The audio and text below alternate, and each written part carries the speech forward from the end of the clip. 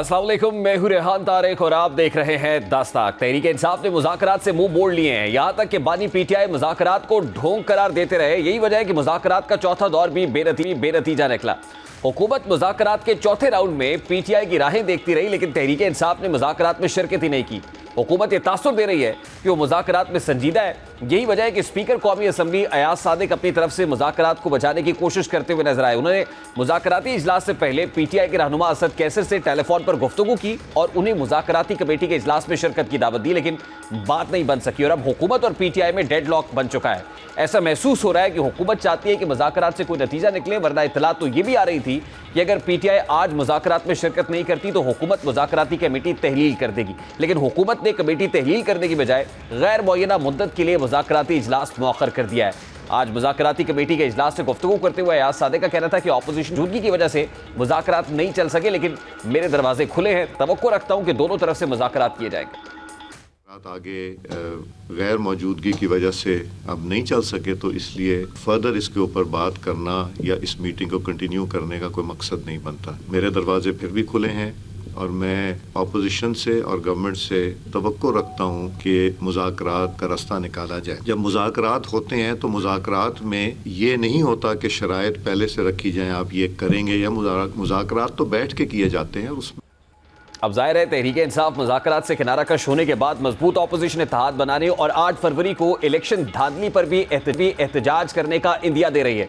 अगर तहरीक इंसाफ पहले की तरह अपने एहतजाज को तरतीब देती है या फिर इस्लामाबाद की जानिब मार्च करती है तो एहतजाज का कामयाब होना या नाकाम होना अलग बात, लेकिन जिस तरह तहरीक इंसाफ ये दावा करती है कि 26 नवंबर को हुकूमत ने मुजाहिरीन पर गोलियां चलाई, उस तरह एहतजाज की सूरत फिर से नया तनाज़ा भी खड़ा हो सकता है और हुकूमत को इसका कहीं ना कहीं सियासी नुकसान उठाना पड़ सकता है, क्योंकि एहतजाज और मुजाहरे कहीं ना कहीं हुकूमत की बुनियादें कमज़ोर करने का सबब ज़रूर बनते हैं। दूसरी आम बात यह है कि अब पीटीआई इलेक्शन धांधली पर भी हुकूमत पर अपना दबाव बढ़ाने की कोशिश करेगी, यानी मुज़ाकरात बेनतीजा निकलना हुकूमत के नुकसान में शुमार होगा। इसलिए हुकूमत ये चाहती है कि मुज़ाकरात के नतीजे में कम से कम उसको ये गारंटी मिल जाए कि उसको छेड़ने की कोशिश नहीं की जाए, लेकिन तहरीक इंसाफ ये बात मानने को तैयार नहीं है। इसीलिए 8 फरवरी वाले दिन ही एहतजाज की कॉल दे दी गई। अब यही वजह है कि वज़ीर दिफा ख्वाजा आसिफ पहले ही इस खदशे का इजहार करते आ रहे हैं कि मुज़ाकरात की सूरत नतीजा खेज साबित नहीं हो। ख्वाजा आसिफ की तरह हुकूमत के अंदर ऐसे और भी लोग मौजूद हैं जो ये सोच रखते हैं कि तहरीक इंसाफ की अना और ज़िद की वजह से मुज़ाकरात कामयाब नहीं हो सकते। अब दिलचस्प बात यह है कि पहले तहरीक इंसाफ हुकूमत को मुतालबात पूरा करने की डेडलाइन देती रही और अब हुकूमत की जानिब से तहरीक इंसाफ को मुज़ाकरात में शिरकत करने के लिए 31 जनवरी की डेडलाइन दे दी गई है। सेनेटर इरफान सिद्दीकी कहते हैं कि अगर पीटीआई मुकर्ररा मुद्दत तक मुज़ाकरात नहीं करती तो फिर मुज़ाकराती कमेटी तहलील हो जाए। अब हुकूमत की जानिब से कहा जा रहा है कि वो अब भी पीटीआई से मुज़ाकरात के लिए तैयार है, लेकिन अगर पीटीआई नज़रसानी नहीं करती तो फिर इसका हुकूमत से कोई गिला शिकवा करने का जवाब बाकी नहीं रहेगा। बहरहाल तहरीक इंसाफ ने तो साफ साफ कह दिया है कि वो मुज़ाकरात ख़त्म कर चुकी है। तहरीक इंसाफ ये दावा कर रही है कि हुकूमत के कहने पर तहरीरी मुतालबात लिख कर दिए तो उनके दरवाजे वज़रा ने मीडिया पर आकर ये कार्य शुरू कर दिए और फिर जुडिशल कमीशन नहीं बन सकता, ये जो है वो ढोल पीटा गया। सवाल ये है कि अगर हुकूमत जुडिशल कमीशन बनाने पर तैयार नहीं थी तो फिर वो तहरीक इंसाफ को क्या ऑप्शन दे सकती थी। वाकिफान हाल इस हवाले से कहते हैं कि हुकूमती मुज़ाकराती कमेटी के अरकान की ये राय है कि अदालत में ज़ेर समात मामलात पर कमीशन नहीं बन सकता। ताहम पार्लिमानी कमेटी के क़याम के ऑप्शन पर गौर किया जा सकता था, लेकिन ज़ाहिर तहरीक इंसाफ के लिए ऑप्शन किसी सूरत कबूल नहीं होनी थी। और अब इत्तलात के मुताबिक तो बानी पीटीआई ने लीगल टीम को ये हिदायत दी हैं कि 9 मई और इलेक्शन धांधली पर खैबर पख्तूनख्वा में कमीशन बनाया जाए। इस सिलसिले में फौरी इजलास बुलाया जाए और सिफारिशात खैबर पख्तूनख्वा हुकूमत के सामने रखें। अब इस कमीशन की जानिबदारी तो हुकूमत भी उस पर एतराज़ उठा सकती है, इस कमीशन की जानिबदारी पर सवाल उठाए जा सकते हैं, लेकिन तहरीक इंसाफ हुकूमत पर दबाव के लिए सूबाई कमीशन भी बना सकती है, क्योंकि अब वैसे भी तहरीक इंसाफ एहतजाजी तहरीक की सूरत हुकूमत पर मुतालबात पूरा करने का दबाव डालेगी। और अब बानी पीटीआई ने एक बार फिर ओवरसीज़ पाकिस्तानियों को ना भेजने की अपील की है। इस हवाले से आज अलीमा खान ने क्या गुफ्तगू की, जरा वो भी आपको दिखाते हैं। फिर से उन्होंने अपील की है अपने ओवरसीज़ पाकिस्तानियों को कि आपने अपनी जमहूरियत और रूल ऑफ लॉ को बचाने के लिए आपने भरपूर हिस्सा लेना है रेमिटेंसेस के बॉयकॉट में। आप अपनी रेमिटेंसेस पाकिस्तान भेजना बंद कर दें। अब बैकडोर राब्ते हों या फिर एहतजाज का मंसूबा हो, तहरीक इंसाफ को किसी रास्ते से अब तक कोई ब्रेक थ्रू नहीं मिला। यहाँ तक कि बानी पीटीआई तो बैकडोर राब्तों और एहतजाज की नाक़िस हिकमत अमली पर बरहम दिखाई दे रहा है। सियासी हलकों में ये चहमगोइयाँ हो रही हैं کہ اسی وجہ سے بانی پی ٹی آئی وزیر اعلیٰ کے پی کے علی امین گنڈاپور سے خوش نہیں ہے۔ ذرائع کے مطابق گزشتہ روز اٹیالہ جیل میں بانی پی ٹی آئی سے ملاقات میں علی امین گنڈاپور کی سرزنش ہوئی۔ ذرائع کے مطابق بانی پی ٹی آئی نے ملاقات میں علی امین گنڈاپور پر برہمی کا اظہار کیا۔ بانی پی ٹی آئی نے کہا کہ بشریٰ بی بی کی گرفتاری پر خیبر پختونخوا میں کوئی احتجاج کیوں نہیں ہوا۔ صرف یہی نہیں، علی امین سے ملاقات میں بانی پی ٹی آئی نے خیبر پختونخوا میں کرپشن کی روک تھام کے لیے اقدامات پر بھی زور دیا۔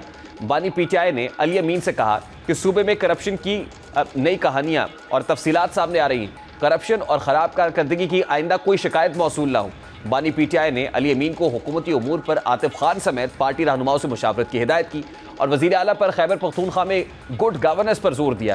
اب اس ملاقات کے بعد یہ چیمیں گوئیاں ہو رہی ہیں کہ بانی پی ٹی آئی کی جانب سے علی امین گنڈاپور مہلت ملی ہے۔ اگر وہ بانی پی ٹی آئی کے پلان پر عمل پیرا نہ ہو پائے تو ممکن ہے ان سے وزارت اعلیٰ بھی چھین لی جائے۔ تحریک انصاف کے رہنما تو یہ دعویٰ کر رہے ہیں کہ علی امین گنڈاپوری وزیر اعلیٰ کے پی کے رہیں گے۔ اب یہ بات تو طے ہے کہ تحریک انصاف پھر سے سڑکوں پر نکلنا چاہتی ہے، اسی لیے تحریک انصاف مضبوط اپوزیشن اتحاد بنانے جا رہی ہے۔ اور آج اس سلسلے میں مولانا فضل الرحمان سے پی ٹی آئی وفد کی ملاقات بھی ہوئی۔ مولانا فضل الرحمان سے ملاقات کے بعد عمر ایوب اور سلمان اکرم راجہ نے سینیٹر کامران مرتضیٰ کے ساتھ مشترکہ پریس کانفرنس بھی کی۔ سلمان اکرم راجہ اور عمر ایوب کہتے ہیں کہ ہم اپوزیشن کر رہے ہیں تاکہ مستقبل کا لاہ عمل تیار کیا جائے۔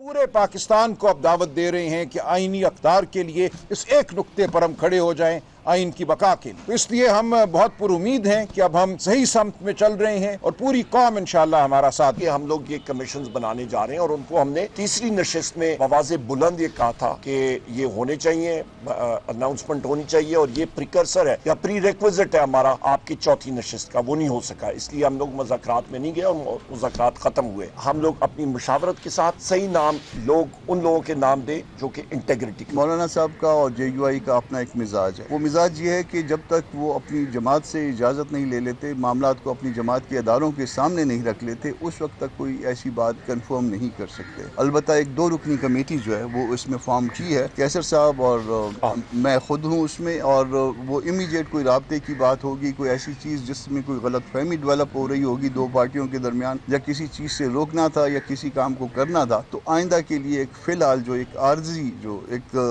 میکینزم جو ہے ہم نے بنایا ہے۔ اب دیکھنا یہ کہ کوئی مؤثر اتحاد بن سکتا ہے اور اتحاد بننے کی صورت میں یہ حکومت کو ٹف ٹائم دے سکتا ہے یا نہیں۔ فی الحال اپوزیشن اتحاد بنانے والی تحریک انصاف میں اختلافات بڑھ رہے ہیں اور ان اختلافات کو ختم کرنے کے لیے علی امین گنڈاپور بھی اپنا کردار ادا کر رہے ہیں۔ جیسا کہ سلمان اکرم راجہ اور شیر افضل مروت بہت دنوں سے ایک دوسرے کے آمنے سامنے آئے ہوئے تھے، لیکن پی ٹی آئی ذرائع کے مطابق سلمان اکرم راجہ اور شیر افضل مروت کے درمیان اختلافات کے معاملے پر وزیر اعلیٰ کے پی کے علی امین گنڈاپور نے دونوں رہنماؤں سے رابطہ کیا ہے۔ ذرائع کا بتانا ہے کہ وزیر اعلیٰ کے پی کے علی امین گنڈاپور نے دونوں رہنماؤں کو تحمل کا مظاہرہ کرنے کی تلقین کرتے ہوئے کہا ہے کہ میڈیا پر ایک دوسرے کے خلاف بیانات سے پارٹی کو نقصان ہوگا۔ علی امین گنڈاپور کا کہنا تھا کہ ایک دوسرے کے خلاف بیانات کا فائدہ مخالفین کو ہوگا، جبکہ شیر افضل مروت نے وزیر اعلیٰ کے پی کو اپنے تحفظات سے بھی آگاہ کیا۔ ذرائع کا بتانا ہے کہ علی امین گنڈاپور کی مداخلت پر دونوں رہنماؤں نے ایک دوسرے کے خلاف بیانات نہ دینے کی یقین دہانی بھی کرائی ہے۔ اب بڑی امپورٹنٹ ڈیولپمنٹ یہ ہے کہ مذاکرات کا چوتھا دور، پاکستان تحریک انصاف کی عدم شرکت کا حکومت کے پاس نہ آنا بلکہ مولانا کے در پہ جا کے دستک دینا، ملاقات کرنا، گرینڈ اپوزیشن الائنس بنانے کا عندیہ دینا، مشترکہ پریس کانفرنس ہونا، اور دوسری طرف حکومت کا 31 جنوری تک کا ٹائم دینا کہ اگر نہیں آتے تو پھر اس کو تحلیل کر دیا جائے گا۔ یہ کس کے لیے خطرے کی گھنٹی ہے؟ کیا حکومت پرابلم میں ہوگی، پریشانی میں ہوگی، دقت میں مبتلا ہوگی، یا پاکستان تحریک انصاف کو جو ہے اب کوئی دوسرا راستہ یا کوئی آپشن میسر نہیں ہوگا؟ اس بارے میں بات کریں گے۔ اس وقت سینئر تجزیہ کار عبداللہ گل صاحب نے ہمیں جوائن کیا ہے۔ السلام علیکم عبداللہ گل صاحب، بہت بہت شکریہ آپ کے وقت کے لیے۔ عبداللہ گل صاحب، میری آواز پہنچ رہی ہے آپ تک؟ جی وعلیکم السلام، جی مجھے آپ کی آواز۔ جی عبداللہ گل صاحب، بہت بہت شکریہ آپ کے وقت کے لیے۔ سب سے پہلے تو بڑا سادہ سا سوال ہے، مذاکرات کا چوتھا دور آج شروع ہونا تھا لیکن پاکستان تحریک انصاف نہیں پہنچی۔ وہ مذاکرات کے لیے تو نہیں پہنچے لیکن مولانا کے در پہ دستک ضرور آج انہوں نے دی ہے۔ کیا حکومت مشکل میں ہوگی جو انڈیا پاکستان تحریک انصاف سڑکوں پہ آنے کا دے رہی ہے، گرینڈ اپوزیشن الائنس بنانے کا دے رہی ہے اسے؟ بسم اللہ الرحمن الرحیم۔ دیکھیں، جہاں تک تعلق ہے پاکستان تحریک انصاف کا، پاکستان تحریک انصاف جو ہے وہ اصل میں اٹر کنفیوژن کی شکار ہے۔ اس کے علاوہ اور میں کیا کہہ سکتا ہوں؟ اور مجھے ایسا محسوس ہوتا ہے کہ تحریک انصاف کے لیے مشکلات میں اضافہ اس لیے ہو رہا ہے کیونکہ وہ ایک بند گلی کے اندر جو ہے وہ جا کھڑے ہوئے ہیں اور انہوں نے خود تمام مذاکراتی عمل جتنے بھی ہیں ان کو خود ترک کر رہے ہیں۔ اب پتہ نہیں یہ بات کیوں ان کو جو ہے وہ سمجھ نہیں آ رہی، یا وہ سمجھنا نہیں چاہتے، یہ دانستہ کر رہے ہیں۔ مولانا کے پاس جانا کوئی پہلی دفعہ نہیں ہوا، بلکہ مولانا کے پاس وہ پہلے بھی جا چکے ہیں، کئی دفعہ جا چکے ہیں، لیکن پھر نتیجہ کیا نکلتا ہے؟ نتیجہ تو پھر وہی نکلتا ہے جو نکل رہا ہے. اس لیے مولانا کے پاس وہ اصل میں اپنی فریاد لے کے جا رہے ہیں اور اپنے جو معاملات ہیں ان کو حکومت کے ساتھ سیدھا کرنا چاہتے ہیں، لیکن کس شرط پر؟ یعنی کہ ان کی چت بھی ان کی ہو، پٹ بھی ان کا ہو، وہ کہیں جھکیں بھی نہ، اور وہ تمام کی تمام جو ہے 9 مئی کے حوالے سے یا دیگر ان کے جتنے بھی ایسے سیاسی غلطیاں ہیں، جرائم ہیں، ان کو جو ہے وہ تسلیم بھی نہ کریں، اور اس کے باوجود جو ہے وہ آگے بڑھنے کے لیے اپنے جو ہے جو طریقہ کار ان کی ہے، ایک ضد ہے، ایک انا ہے، جو کچھ بھی ہے اس کے اوپر وہ آگے بڑھنا چاہتے ہیں. یہ اس کے نتائج بڑے بھیانک ہوں گے. دوسری بات یہ ہے کہ وہ ٹائم بائے کر رہے تھے، حکومت بھی ٹائم بائے کر رہی تھی اور وہ بھی ٹائم بائے کر رہے تھے، دونوں وقت خرید رہے تھے. حکومت تو میرے خیال میں جو وقت خرید رہی تھی وہ درست خرید رہی تھی، کیونکہ وہ چاہتے تھے کہ ڈونلڈ ٹرمپ صاحب کے جو اس ٹائم پہ حالات ہیں ان کا تقریب حلف برداری تھی، اس کے اوپر کوئی ایسا کوئی پاکستان مخالف مظاہرہ نہ ہو، جو کہ عموماً ماضی میں ہم دیکھتے رہے ہیں کہ تحریک انصاف کی جانب سے ایک روش رہی ہے. لیکن اور میرے خیال میں حکومت کی یہ حکمت عملی کامیاب رہی.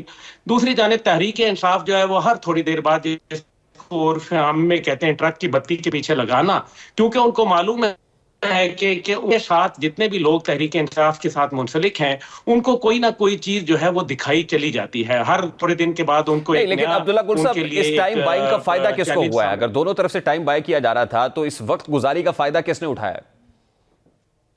دیکھیں، زیادہ تو میرے خیال میں اس ٹائم پہ حکومت کو فائدہ ہوا. تحریک انصاف کو تو فائدہ دیکھیں تب ہوگا نا جب میٹیریلسٹک کوئی اپروچ ان کی آئے گی درمیان میں. آپ دیکھ لیں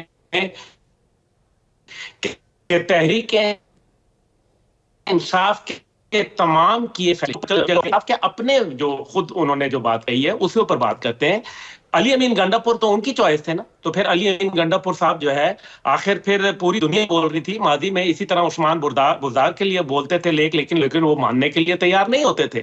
اب اگر یہ کہا جائے کہ یہ چیزیں جو ہے کوئی مشاورتی عمل سے نہیں ہو رہی، یہ بھی غلط بات ہے، کیونکہ مشاورتی عمل روزانہ بانی چیئرمین کے ساتھ ان کی ملاقات ہوتی ہے. یہ عجیب و غریب قسم کے قیدی ہیں جن کو کھانے پینے انواع و اقسام کے مل رہے ہیں، جن کے ساتھ روزانہ ملاقاتیں چل رہی ہیں. اور جبکہ میں 24 نیوز کے وساطت سے یہ اپیل کروں گا اپنے حکومت پاکستان سے کہ جناب آپ نے قید بامشقت کی سزا ہے ایک شخص کو، آپ اس کو ایسا وی وی آئی پی پروٹوکول کیسے دے سکتے ہیں؟ عدلیہ کو اس کے اوپر از خود نوٹس لینا چاہیے. بلکہ بہرحال یہ تو ایک ضمنی بات ہے. نہیں، لیکن یہ فلیکسیبلٹی بے سبب تو نہیں ہو سکتی کہ کسی وجہ سے ہوگی. پھر آپ یہ اشارہ کر رہے ہیں کہ کہیں نہ کہیں کوئی سر آئینہ تو مذاکرات حکومت کے ساتھ ہو رہے تھے، لیکن پس آئینہ کہیں اور بھی میل ملاقاتیں جاری تھی؟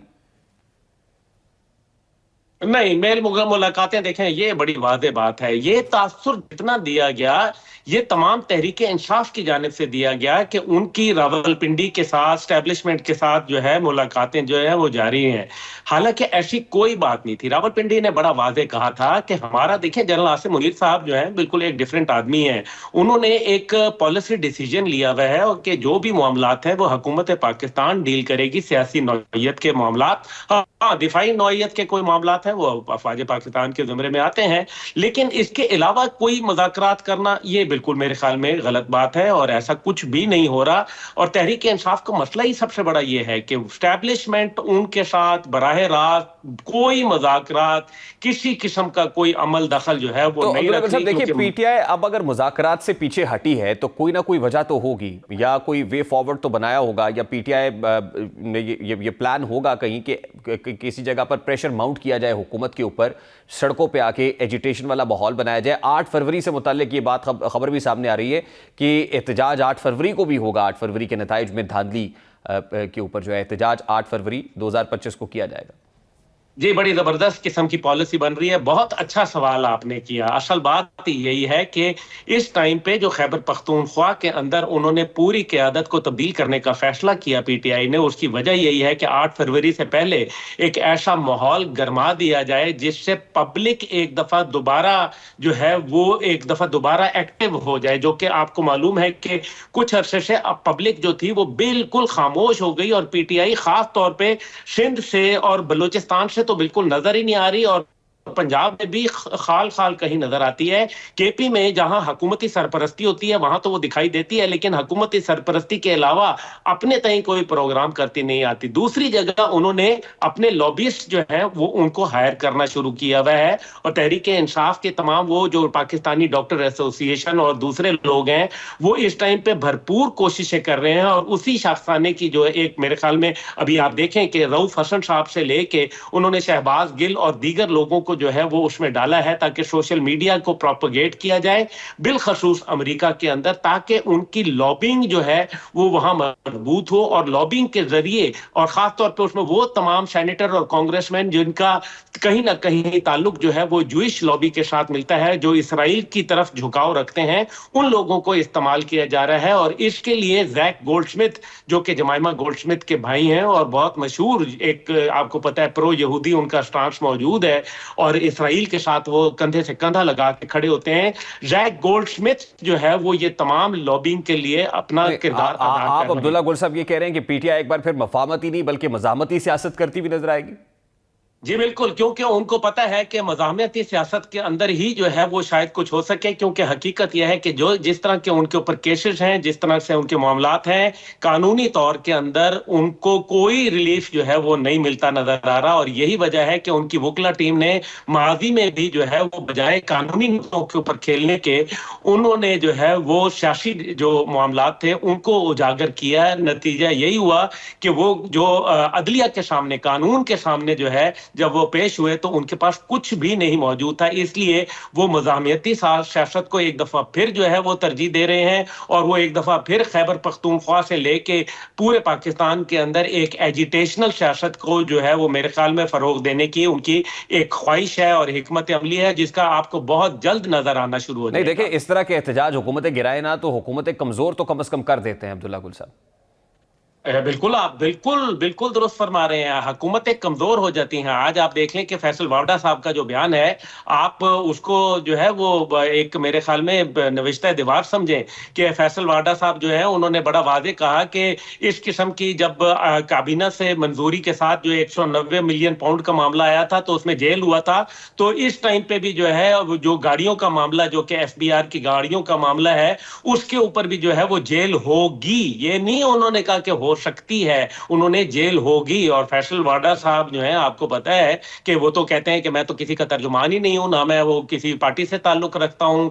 तो फिर आप फैसल वाडा साहब की इस बात को जो है मेरे ख्याल में हल्का ना ले। और खास तौर पे जब वो बैठ के हुकूमत वक्त के हवाले से इतना सख्त बयान दे सकते हैं और वो ये कहते हैं कि जनाब ये गाड़ियों की तो जरूरत ही नहीं थी, यानी कि आउट ऑफ नोवेयर जो है वो आके फैसल वाडा साहब जो है हुकूमत मुखालिफ बयान क्यों दे रहे हैं, इसको समझने की जरूरत है कि इसका मतलब यह है कि हुकूमत के अंदर कमजोरी तो आ चुकी है। और जब भी जाहिर है तहरीक इंसाफ की, जो मैं पहले भी ये कह चुका हूं आपके साथ भी और मुतअद्दिद दीगर प्रोग्राम में, कि जब भी तहरीक इंसाफ का एक लटकती हुई तलवार जो है उनके ऊपर से हुकूमत पे से कम हुई, ये आपस में एक दूसरे के साथ गुत्थम गुत्था होंगे और उसके नतीजे के अंदर हुकूमत कमजोर से कमजोर तरीन हो जाएगी। खास तौर पे जब अमेरिका ने आज पाकिस्तान की इमदाद, ये सिर्फ पाकिस्तान के लिए नहीं है बल्कि दुनिया के कई ममालिक के साथ उन्होंने अपनी फिल वक्त इमदाद जो है वो बंद की है और उसको दोबारा असर नौ जायजा लेने की बात कही है। ऐसी सूरत में हुकूमत पाकिस्तान के पास मुआशी बहरान और मुश्किलात में पैदा होगा। FBR ने जो अहदाफ हासिल करने थे वो भी मुकम्मल हासिल नहीं कर पाई, तो मुझे लग रहा है कि मुआशी बहरान जल्द जन्म लेगा। बहुत बहुत शुक्रिया अब्दुल। Welcome back. इस वक्त जमीयत उलमा इस्लाम फे के मरकजी रहनुमा सेनेटर कामरान मुर्जा साहब हमारे साथ मौजूद है। अस्सलाम वालेकुम सेनेटर साहब, बहुत बहुत शुक्रिया आपके वक्त के लिए। सेनेटर साहब, आज PTI वफ्द हुकूमती मुज़ाकराती कमेटी के पास तो हाजिर नहीं हुआ, मुज़ाकरात का जो चौथा दौर है वो तो बेनतीजा रहा, लेकिन आपके पास मौलाना के यहाँ ज़रूर दस्तक दी, उन्होंने हाज़िरी दी है, तो क्या को लेके आए आपके पास, कोई रिक्वेस्ट लेके आए, कंसर्न्स शो किया आपके साथ, मुलाकात में क्या हुआ सर आज? दो तीन चीज़ों में उन्होंने बताया कि हमने आपको एतमाद में लेना है। एक तो उसमें ये बात थी कि इलेक्शन कमीशन के मेंबर्स और चीफ जो है वो रिटायर हो रहे हैं, इसमें वो एतमाद चाहते थे कि मिलजुल के चले। दूसरा, उन्होंने मुज़ाकरात के हवाले से जो उनकी गवर्नमेंट के साथ हो रहे थे वो एतमाद में लिया JUI को। और तीसरा, वो आगे मिलजुल के चलने के ख्वाहिशमंद थे। تو دو باتیں تو تقریباً فارمل ہیں، وہ اس پہ مولانا صاحب نے فرمایا کہ اس میں سوچتے ہیں اور پارٹیوں کو اعتماد میں لیتے ہیں۔ تیسری جو مل جل کے چلنے والی بات یہ تھی، اس میں بھی جو ہے نا وہ بات انہوں نے کہا کہ اس کو اعتماد میں اپنی اداروں کو، پارٹی کے اداروں کو اعتماد میں لینے کے بعد جو ہے کوئی جواب دیا جا سکتا ہے۔ تلخیوں کے حوالے سے کچھ معاملات تھے ہمارے درمیان جس پہ فی الوقت جو ہے نا ایک 2 رکنی کمیٹی بنی ہے، اسد کیسر صاحب پی ٹی آئی کی طرف سے اور جے یو آئی کی طرف سے۔ میں جو اگر کوئی امیڈیٹ پرابلم ہوگا تو ہم بات آپس میں کر کے پھر اپنی اپنی قیادت کو اعتماد میں لیں گے۔ اچھا Kamran Sahab, interestingly you are of the view کہ پاکستان تحریک انصاف کے معاملات بھی سیٹل ہو گئے ہوئے ہیں اور آنے والے چند روز کے اندر آپ کو دکھائی دے گا کہ پاکستان تحریک انصاف کو بھی کچھ نہ کچھ مل رہا ہے اور ظاہر ہے حکومتی سائیڈ بھی قدرے مطمئن ہوگی، لیکن ایسا بظاہر تو نہیں لگ رہا کہ ایسا کچھ ہو سکا ہے مذاکرات کے بے نتیجہ ختم ہونے سے۔ آپ کو لگتا ہے کہ چیزیں تبدیل ہوئی ہیں، گراؤنڈ ریئلٹیز بدلی ہیں؟ ممکنہ طور پہ جو ہے نا وہ لگ رہا ہے کہ کچھ چیزیں تبدیل ہوئی ہیں، کیونکہ اپنا گوہر صاحب اپنا عمر ایوب صاحب عمر ایوب صاحب کا ویو یہ تھا کہ وہ مذاکرات کو بس ختم ہی سمجھیں۔ آج جب یہاں پہ مولانا کے یہاں جو پریس کانفرنس انہوں نے کی ہے ہمارے ساتھ مل کے، وہاں پہ انہوں نے فرمایا ہے، تو ظاہر ہے یہ پھر اس کے بعد سیٹلمنٹ پھر ختم ہی ہوگا۔ پھر یہ ویسے تو وہ بہتر بتا سکتے ہیں، مگر بظاہر جو ہے نا وہ قرائن بتا رہے ہیں کہ یہ کچھ اسی طرح کے معاملات ہیں۔ یعنی اس کا مطلب سر یہ ہے، انالیسس آپ کا یہ، اور ظاہر آپ ملے ہیں قریب سے، ڈسکشن ہوئی ہوگی کہ پی ٹی آئی کو سرخ جھنڈی دکھا دی گئی ہے؟ میں نہیں اس بات پہ جواب دے سکتا کیونکہ یہ بات پی ٹی آئی کو بتانی چاہیے کہ ان کی بات کہاں تک پہنچی ہے، مگر جو ہے وہ جب انہوں نے کہا کہ اب نہ ہی سمجھے تو پھر ہم اس سے کم از کم فی الوقت جو ہے ہمارا ویو تو یہی بن رہا ہے کہ شاید بات چیت آگے مزید نہیں چلے گی۔ ٹھیک، تو آپ کو لگتا ہے کہ آنے والے دنوں میں کوئی پلان کیا جا رہا ہے کوئی گرینڈ اپوزیشن الائنس بنانے کا، جس میں سڑکوں پہ آنے کا جو آپشن ہے وہ بھی رکھا جائے؟ جیسے 8 فروری کے انتخابات سے متعلق یہ کہا جا رہا ہے کہ 8 فروری جو کمنگ 8 فروری اس پر احتجاج پلانڈ ہے، تو اب کیا یہ فیصلہ ہے، حتمی ہے کہ سڑکوں پہ آنا ہے پی ٹی آئی نے، اور آپ سے مدد بھی مانگ رہا ہے؟ جے یو آئی کا مزاج یہ ہے کہ اگر اس کے سامنے کوئی پرپوزل آتا ہے تو وہ پھر پارٹی کے اداروں کے سامنے رکھتی ہے۔ مولانا صاحب خود بھی کبھی اسٹیٹ اوے جواب نہیں دیتے، نہ ہاں میں نہ نہ میں۔ تو اب جو پرپوزل آئے گا ان کے ہاں سے، اس کو پارٹی کے اداروں کے سامنے رکھے گا، پارٹی اپنے اداروں کے سامنے رکھے گی، ساتھیوں کو اعتماد میں لیا جائے گا۔ ابھی تک تو پرپوزل کی بات جو ہے نا میرا خیال ہے وہ بھی اس طرح سے ایسا نہیں آئی کہ پروگرام کیا ہے ان کا، اور اگر جو پی ٹی آئی کے ذہن میں ہے وہ کیا ہے، ان کے ذہن میں کیا سب پارٹیوں کے ساتھ اکٹھا چلنے کا ذہن میں ہے، الگ الگ چلنے کا ذہن میں، تو اب جب کلیئرٹی آئے گی تو پھر پارٹی کی ہم اپنی پارٹی کے سامنے رکھیں گے، پھر اس کے اوپر جو ہے نا پھر رائے کوئی بنائیں گے۔ لیکن آپ سمجھتے ہیں کہ تلخیاں دور ہو سکتی ہیں؟ جو ماضی قریب میں کچھ تلخیاں آئیں، کچھ رفٹس آئیں، کچھ کنفیوژنز رہیں، وہ دور ہو سکتی ہیں؟ ہم نے اپنی تلخیاں دور کر دی ہوئی ہیں۔ ہم نے ورکنگ ریلیشن شپ جو ہے 26 امینڈمنٹ کے آس پاس ہم نے ان کے ساتھ جو ہے وہ ڈیولپ کر لیا تھا۔ 26 امینڈمنٹ میں ہر دفعہ جو ہے ان کو اعتماد میں لیا گیا تھا، ایون ان کی ملاقات کو جو ہے نا مولانا صاحب نے فیسیلیٹیٹ کیا تھا، ہر جگہ پہ جو ہے نا ہم نے ان کی جو مدد ہو سکتی تھی وہ کیا، اور وہ اس وقت جو ہے خاصے مشکور بھی تھے۔ پھر درمیان میں ایک وقفہ آ گیا، اب وقفے کے بعد دوبارہ جو ہے نا رابطے بحال ہوئے ہیں، اس کو ہم ویلکم کرتے ہیں۔ لیکن کامران صاحب اس پہ آپ کا کامنٹ بڑا امپورٹنٹ ہوگا، یہ جو چیف الیکشن کمشنر یا الیکشن کمیشن ممبران کی مدت ختم ہونے پر جو ہے وہ ان کی ایکسٹینشن سے متعلق بات ہو رہی ہے، تو یہ تو 26 کانسٹیٹیوشنل امینڈمنٹ کے ساتھ اس کو اٹیچ کیا جاتا ہے کہ اس میں ایک روم اویلیبل ہے یا کوشن رکھ دیا گیا ہے جس سے وہ کنٹینیو کر سکتے ہیں۔ نہیں، وہ یقیناً کنٹینیو کر سکتے ہیں۔ اس کی وجہ یہ تھی، اس کو کیونکہ وہ کنٹینیو کرنے میں اس کا ایک حصہ رہا ہوں، اس کی وجہ میں آپ کو سمجھا دیتا ہوں۔ جیسے 3 لوگ ریٹائر ہو جاتے اور باقی 2 رہ جاتے، تو اس کے بعد جو ہے نا وہ ممکن نہیں تھا، وہ فنکشنل نہ رہتا اگر الیکشن کمیشن جو ہے اگر کوئی ڈیڈ لاک آ جاتا، تو اس لیے یہ مجبوری تھی۔ مگر اگر کسی نام پہ ہم کسی نتیجے پہ سارے لوگ جلد پہنچ جاتے ہیں تو وہ کنٹینیو نہیں کریں گے، بات ختم ہو جائے گی۔ نہیں، لیکن اس کے باوجود احتجاج کا کوئی جواز ہوگا اب سر اس پرٹیکولر میٹر پہ؟ نہیں، احتجاج کے لیے تو ابھی تک کوئی کسی قسم کا کوئی فیصلہ نہیں ہوا، نہ احتجاج کے لیے جو نا کوئی مل جل کے چلنے کی ابھی تک کوئی بات ہے، یا پارٹی نے کوئی کنسنٹ نہیں کیا، یعنی JUI نے ابھی تک کوئی ایسا کنسنٹ نہیں کیا، تو ہم احتجاج کی بات نہیں کر رہے. نام اکٹھا دینے کی بات جو ہے نا وہ اس وقت آئی ہے کہ ہم کسی اکٹھا ایک نام پہ متفق ہو جائیں چیف کے لیے، اور اسی طرح سے 2 صوبوں میں یعنی سندھ میں اور بلوچستان میں جو ہے وہ ان کے ممبر جو ہے وہ ان کی مدت پوری ہو گئی ہے، ان پہ ہم ناموں پہ اتفاق کر رہے ہیں اس وقت. تو یہ بات ہے. ٹھیک سر، لاسٹلی کیونکہ PTI اس پرٹیکولر میٹر کے اوپر ساتھ چلنے کا ایک آپشن لے کے یا ریکویسٹ لے کے آپ کے پاس آئی ہے، تو PTI اگر اس پرٹیکولر ایشو کے اوپر احتجاج کی طرف جاتی ہے تو آپ روکیں گے؟ دیکھیے وہ الگ پارٹی ہے، ہم الگ پارٹی ہیں، ان کی اپنی پالیسی ہیں، ہماری اپنی پالیسی ہیں. وہ اپنے اداروں کے پابند ہیں، ہم اپنے اداروں کے پابند ہیں. تو ہم نے تو ابھی تک کسی چیز پہ ہاں یا نہ نہیں کی ہے. ہم جو بھی پرپوزلز آئیں گے وہ ہم پارٹی کے اداروں کے سامنے رکھیں گے. پارٹی کے اداروں نے کوئی فیصلہ کیا تو اس کی امپلیمنٹیشن ہوگی، اس میں پارٹی یا مولانا صاحب جو ہے نا وہ شیئر کریں گے آپ کے ساتھ ہر چیز کو. بہت بہت شکریہ.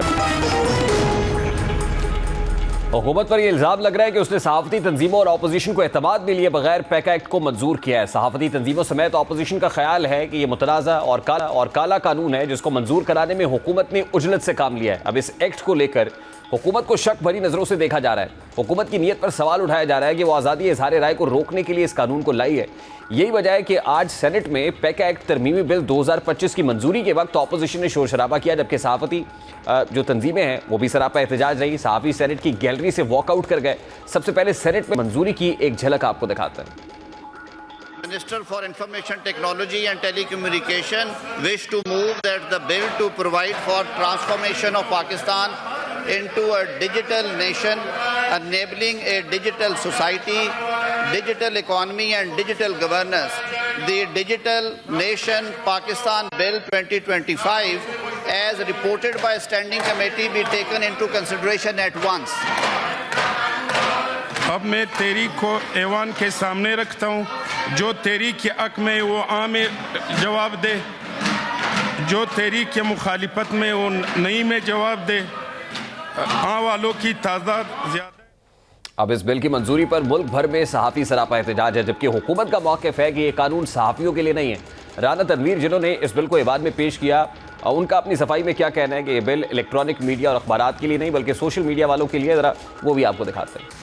اس کی قانون کوئی قرآنی صحیفہ نہیں، اس میں امینڈمنٹ ہو سکتی ہیں، امپرومنٹ آ سکتی. ہر قانون ہر آئین جو ہے بنے ہیں، رولز بنے ہیں، اس میں ہمیشہ ایک گنجائش رہتی ہے امپرومنٹ کی. پہلے جو صحافی بھائی ہمارے ہیں پیمرا کے تحت وہ ان کا لا بنے ہوئے ہیں، وہیں سے وہ ڈیل ہوتے ہیں، وہیں وہ ان کے قوانین ہیں. اس کا ان کے ساتھ کوئی تعلق نہیں ہے. میں آپ کو یقین دلاتا ہوں نہ ٹی وی کا نہ اخبارات کا، لیکن یہ صرف سوشل میڈیا کو ڈیل کرے گا. ہماری سوسائٹی کا کیا حال ہوگا؟ یہ تو خود چور کی داڑھی میں تنکا کہ جی ہم ہمارے سوشل میڈیا کے لیے بنا ہے. اب ہر چیز کا غلط اور درست استعمال ہوتا ہے، لیکن غلط استعمال کی وجہ سے اس چیز کو بند کر دینا یا اس پر مکمل پابندی لگا دینا بھی مناسب عمل تو نہیں ہے. اور حکومت پر یہ الزام لگ رہا ہے کہ وہ سوشل میڈیا ایپس تک رسائی کو روکنے کے لیے کبھی انٹرنیٹ کو سلو کر دیتی ہے تو کبھی سوشل میڈیا ایپس پر پابندیاں لگا دیتی ہے. اور اب حکومت اپنی منہ زبانی اس بات کا بھی اعتراف کر رہی ہے کہ یہ ایکٹ سوشل میڈیا کو قابو کرنے کے لیے لایا گیا ہے. یہ بات درست ہے کہ سوشل میڈیا پر منفی پروپیگنڈے اور نفرت انگیز مواد کو روکنے کے لیے حکومت کو اقدامات اٹھانے چاہیے، لیکن تحریک انصاف حکومت پر یہ الزام لگا رہی ہے کہ وہ سوشل میڈیا پر غیر قانونی قدغنے لگا کر اپنا راستہ صاف کرنا چاہتی ہے. اب ظاہر ہے PTI یہ اعتراض اس لیے اٹھا رہی ہے کہ وہ سوشل میڈیا پر اپنے صحیح اور غلط بیانیے کا پرچار اسی پلیٹ فارم سے کرتی ہے، لیکن حکومت کا یہ الزام ہے کہ PTI کا سوشل میڈیا اداروں کے خلاف نفرت پھیلاتا ہے. یہاں تک کہ بانی PTI کے ایکس اکاؤنٹ سے بھی اداروں کے خلاف بھرپور تنقید کی گئی. یہی وجہ ہے کہ حکومت کا یہ ماننا ہے کہ ایسے نفرت انگیز مواد کو روکنے کے لیے پیک ایکٹ کو متعارف کرایا گیا ہے، لیکن اب PTI کی جانب سے اس ایکٹ کو عدالت لے جانے کا عندیہ دیا گیا ہے. علی ظفر اور شبلی فراز کیا کہہ رہے ہیں ذرا وہ بھی آپ کو دکھاتے ہیں. جرنلسٹ کے ساتھ کھڑی ہے، اس کو لے کے جائیں گے عدالت میں، اور عدالت نے پہلے بھی اس قسم کا قانون کو کہا ہے کہ وہ آئین کے خلاف ہے. اس بار بھی مجھے یقین ہے کہ انشاءاللہ عدالت یہی کہے گی. ہائی کورٹ نہیں تو سپریم کورٹ تو ضرور کہے گی کہ یہ آئین کے خلاف ہے. بل کا جو انٹینٹ ہے وہ بنیادی طور پہ پولیٹیکل پارٹی کے خاص فوکس بیسیکلی وہ ہے. کوئی بھی قانون کسی ایک اسپیسیفک شخص کے لیے، ایک اسپیسیفک سیگمنٹ آف سوسائٹی کے لیے بنایا جاتا ہے، وہ قانون نہیں ہوتا، کیونکہ اس قانون میں جو بنیادی اسپرٹ ہے وہی لیک کرتی ہے کہ وہ وینڈکٹیو ان نیچر ہو جاتا ہے. قوانین کبھی وینڈکٹیو نہیں ہو سکتے. اب ستم ظریفی یہ ہے کہ جب تحریک انصاف کے دور حکومت میں پیکا آیا تو اس وقت کی اپوزیشن اس کو آزادی صحافت پر حملہ تصور کیا کرتی تھی، اور آج پی ٹی آئی اس پر سراپا احتجاج اور اس قانون کو اپنے اوپر حملہ تصور کر رہی ہے، جبکہ حکومت یہ سمجھتی ہے کہ سوشل میڈیا انفلوئنسرز اور یوٹیوبرز کو ریگولیٹ کرنا ضروری ہے۔ اب پیکا ایک ترمیمی بل ایک طرف نئی ریگولیٹری اتھارٹی، ٹرائبونل اور نئی تحقیقاتی ایجنسی کے قیام، اختیارات اور فنکشنز کا ذکر کرتا ہے، تو دوسری طرف غیر مواد اور اس کے خلاف کارروائی کا طریقہ کار وضع کیا گیا ہے۔ بل کے مطابق ایسا کانٹینٹ جو نظریہ پاکستان کے خلاف ہو، ایسا مواد جو لوگوں کو قانون ہاتھ میں لینے کے لیے اشتعال دلائے یا عوام، افراد، گروہوں، کمیونٹیز، سرکاری افسران اور اداروں کو خوف میں مبتلا کرے، ایسا مواد غیر قانونی ہے۔ بل کے تحت قانونی تجارت یا شہری زندگی میں خلل ڈالنا بھی ممنوع تصور ہوگا، جبکہ نفرت انگیز، توہین آمیز، فرقہ واریت ابھارنے اور غیر اخلاقی کانٹینٹ بنانے کی اجازت بھی نہیں دی جائے گی۔ بل کے مطابق اراکین پارلیمنٹ، صوبائی اسمبلیوں، عدلیہ، مسلح افواج سے متعلق شکوک و شبہات پیدا کرنے والا بھی قابل گرفت ہوگا۔ ریاستی اداروں کے خلاف پرتشدد کارروائیوں اور دہشت گردی کی حوصلہ افزائی کرنے والا مواد بھی غیر قانونی ہوگا، جبکہ چیئرمین سینٹ اور اسپیکر قومی اسمبلی اور صوبائی اسمبلی کی جانب سے حذف کیے جانے والے الفاظ نشر نہیں کیے جا سکیں گے۔ کالعدم تنظیموں کے سربراہان اور نمائندوں کے بیانات کسی بھی طرز پر نشر کرنے کی اجازت نہیں دی جائے گی۔ بل کے تحت ہر وہ شخص جو جان بوجھ کر ایسی معلومات پھیلائے گا جو غلط ہوں یا فیک ہوں یا جس سے خوف و ہراس پھیلے یا عوام میں افراتفری اور انتشار پیدا ہو، اس شخص کو 3 سال قید یا 20 لاکھ جرمانہ کیا جا سکے گا یا یہ دونوں سزائیں دی جا سکیں گی۔ بل کے مطابق اتھارٹی 9 اراکین پر مشتمل ہوگی، جس میں سیکرٹری داخلہ، chairman P T A, chairman PEMRA authority کے ایکس آفیشو اراکین ہوں گے۔ بیچلرز ڈگری ہولڈر اور فیلڈ میں کم از کم 15 سالہ تجربہ کار اتھارٹی کا چیئرمین تعینات کیا جا سکے گا۔ اس کے علاوہ چیئرمین اور 5 اراکین کی تعیناتی 5 سال کے لیے کی جائے گی۔ اب یہ ایکٹ ظاہر قانون کی شکل اختیار کر گیا ہے، اب یہ قانون اب متنازع ہے تو عدالتوں میں جائے گا، اب عدالتیں اس پر کیا فیصلہ دیتی ہیں۔ امریکہ میں نئی حکومت آنے کے بعد یہ سوال اٹھ رہا تھا کہ پاکستان اور امریکہ کے درمیان تعلقات کی نوعیت کیا ہوگی، اور اب ایسا لگ رہا ہے کہ ڈونلڈ ٹرمپ کے آنے کے بعد پاکستان کی مشکلات میں اضافہ ہوگا، کیونکہ ابتدا تو کچھ اچھی دکھائی نہیں دے رہی۔ خبر کے مطابق امریکہ نے پاکستان کے لیے بھی امداد بند کر دی ہے اور کئی اہم منصوبے بھی روک دیے ہیں۔ گزشتہ دنوں امریکہ نے تقریباً تمام غیر ملکی پروگرامز عارضی طور پر معطل کر دیے تھے، جن میں یوکرین، تائیوان اور اردن کی امداد کا پروگرام بھی شامل ہے۔ یہ امدادی پروگرام ابتدائی طور پر 90 روز کے لیے معطل کیے گئے ہیں، اور امریکہ کے تمام سفارتی اور کونسل جو مشنز کو محکمہ خارجہ کی جانب سے حکم نامہ جاری کیا گیا تھا، جس میں ان سے یہ کہا گیا کہ تمام امدادی پروگرامز فوری طور پر معطل کر دیں اور اس حوالے سے تمام کام بند کر دیے جائیں۔ تاہم اب امریکی کونسل خانے کے اہلکار نے اس بات کی تصدیق کر دی ہے کہ اثر نو جائزے تک یہ امداد فوری طور پر روک دی گئی ہے، اور امریکی اقدام سے کم از کم پاکستان میں توانائی سیکٹر میں 5 بھی رک گئے ہیں۔ اب ڈونلڈ ٹرمپ کے آنے سے سیاسی میدان میں نقصان ہوتا ہے یا نہیں ہوتا، لیکن یہ بات تو طے ہے کہ فور اے مومنٹ معاشی طور پر پاکستان کو نقصان اٹھانا پڑ رہا ہے۔ پروگرام کا وقت اپنے اختتام کو پہنچا، آپ سے ملاقات ہوگی انشاءاللہ کل۔